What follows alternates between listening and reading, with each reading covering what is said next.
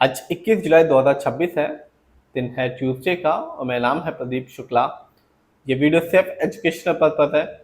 ना मैं कोई भी स्टॉक खरीदने की सलाह देता हूँ और ना ही बेचने की। आप जिस भी कंपनी के शेयर को खरीदना, खुद रिसर्च करना, एनालाइज करना, अपने फाइनेंशियल एडवाइजर की राय जरूर लेना, तब जाकर ही अपने पैसे को किसी भी कंपनी पे इन्वेस्ट करना। आज बात एक ऐसे कंपनी के बारे में जिसने 5 साल में अपने शेयर होल्डर्स को 380% का रिटर्न निकाल के दिया। दूसरी बात, आज भी इस कंपनी का जो शेयर प्राइस है वो 100 रुपए से नीचे का है। इस कंपनी का नाम है IFCI, यानी कि industrial finance corporation of India, और ये फाइनेंशियल हेल्प करती है इंडस्ट्रियल सेक्टर की कंपनी को। आज की बात करूं तो आज जब 3:30 बजे मार्केट बंद हुआ, इस कंपनी के शेयर प्राइस था 72 रुपीज़ 87 पैसे का, और आज इस कंपनी के शेयर में मामूली सी गिरावट देखने को मिली, जो कि रही 0.36% की। लेकिन मैं हमेशा कहता हूं और बार बार कहता हूं ये बात कि आप लॉन्ग टर्म रिटर्न देखना, तभी किसी भी कंपनी में अपना पैसा इन्वेस्ट करना। यदि बात करें इस कंपनी की, तो 1 साल में भी इस कंपनी ने अपने शेयर होल्डर्स को मायूस नहीं किया, और 5 साल में भी इस कंपनी ने अपने शेयर होल्डर्स को मायूस नहीं किया। 1 साल में जब मार्केट डाउन था, जब मार्केट लाल था, इस कंपनी ने 19.17% का रिटर्न निकाल के दिया। यानी आज से ठीक 1 साल पहले इस कंपनी का शेयर प्राइस था 60 रुपए का, जो आज के दिन है 72 रुपीज़ 87 पैसे। तो जिसने भी 1 साल पहले इस कंपनी को चुना होगा, तब भी इस कंपनी ने अपने शेयर होल्डर्स को निराश नहीं किया, क्योंकि 60 रुपए का शेयर प्राइस आज के दिन है 73 रुपए के आसपास का। यदि बात करें लॉन्ग टर्म की, यानी कि 5 साल की, तो 5 साल में इस कंपनी ने अपने शेयर होल्डर्स को मालामाल किया है, क्योंकि 5 साल में इस कंपनी ने अपने शेयर होल्डर्स को 387% का रिटर्न निकाल के दिया। यानी आज से ठीक 5 साल पहले इस कंपनी का जो शेयर प्राइस था वो मिल रहा था 13 रुपए 60 पैसे का, जो आज के दिन मिल रहा है 72 रुपीज़ 87 पैसे का।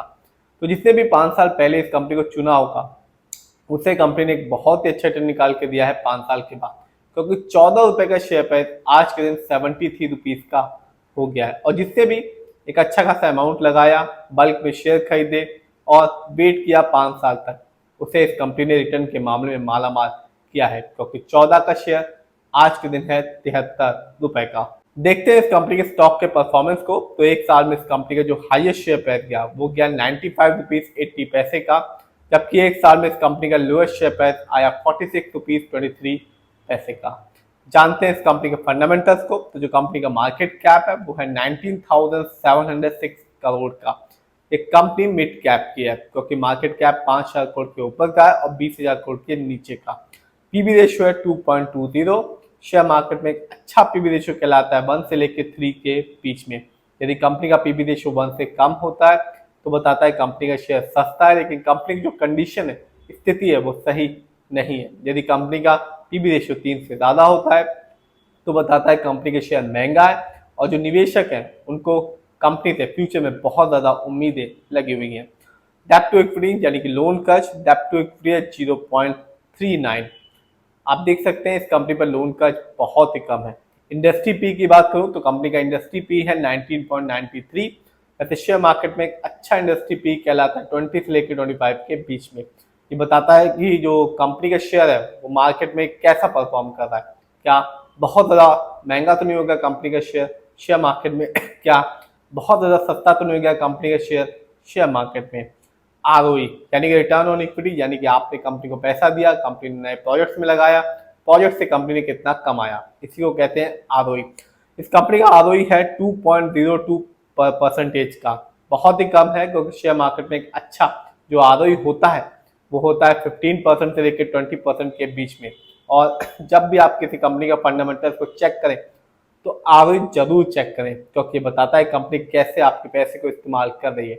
यदि कंपनी का आरओई हाई होता है या पॉजिटिव होता है तो साफ बताएगा कंपनी आपके पैसे को सही से यूटिलाइज कर रही है, यानी कि सही प्रोजेक्ट्स में लगा रही है, इससे आगे चल के फ्यूचर में कंपनी आपको एक अच्छा खासा रिटर्न दे पाएगी। यदि कंपनी का आरओई कम होता है, नेगेटिव होता है, तो साफ बताएगा कंपनी आपके पैसे को सही से इस्तेमाल नहीं कर पा रही, जिससे रिटर्न पाने की जो पॉसिबिलिटी होती है लॉन्ग टर्म में बहुत ज़्यादा कम हो जाती है। इस कंपनी का ईपीएस है, यानी कि अर्निंग पर शेयर 1.61, बहुत ही कम है, क्योंकि शेयर मार्केट में एक अच्छा जो ईपीएस कहलाता है वो होता है 80 से ज़्यादा का। ये बताता है कंपनी लास्ट 12 महीने में कितना कमाया।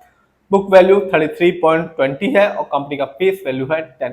जानते हैं इस कंपनी के फाइनेंशियल कंडीशन को। तो मार्च क्वार्टर में इस कंपनी का रेवेन्यू था 471 करोड़ का, जबकि 2025 में इस कंपनी का ईयरली रेवेन्यू था 2064 करोड़ का। प्रॉफिट मार्च क्वार्टर में इस कंपनी का प्रॉफिट था 34 करोड़ का, जबकि 2025 में इस कंपनी का ईयरली प्रॉफिट था 349 करोड़ का। देखते हैं IFCI में किसका कितना पैसा लगा हुआ है, यानी कि शेयर होल्डिंग पैटर्न। प्रमोटर की होल्डिंग सबसे ज्यादा है, जो कि एक अच्छी बात है। 72.57% की होल्डिंग सिर्फ और सिर्फ प्रमोटर की है।